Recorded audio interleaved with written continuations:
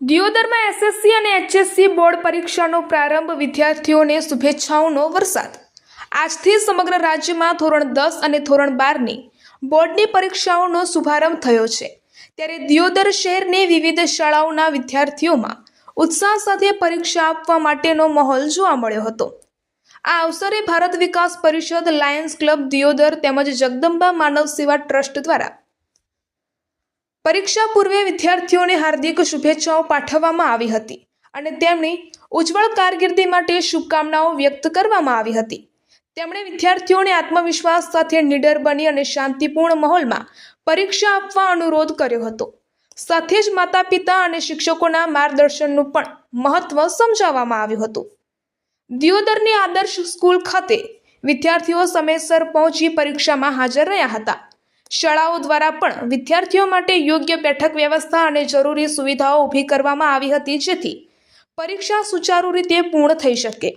અંતમાં તમામ વિદ્યાર્થીઓ સફળતા પ્રાપ્ત કરી જીવનમાં ઊંચું સ્થાન પ્રાપ્ત કરે તેવી શુભેચ્છાઓ પાઠવવામાં આવી હતી।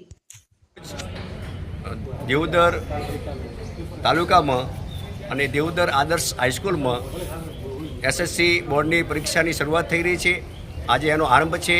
તેના અનુસંધાને લાયન્સ ક્લબ દિયોદર પરિવાર, ભારત વિકાસ દિયોદર પરિષદ તેમજ અનાથ આશ્રમ તેમજ માનવતા ગ્રુપ તમામ સંસ્થાઓ સાથે આજે અમે આદર્શ હાઈસ્કૂલમાં ઉપસ્થિત રહી અને 10મા ધોરણની જે પરીક્ષા આપે છે વિદ્યાર્થીઓને એમને શુભેચ્છા આપવા માટે આવ્યા છીએ કે તણાવ મુક્ત પરીક્ષા આપો।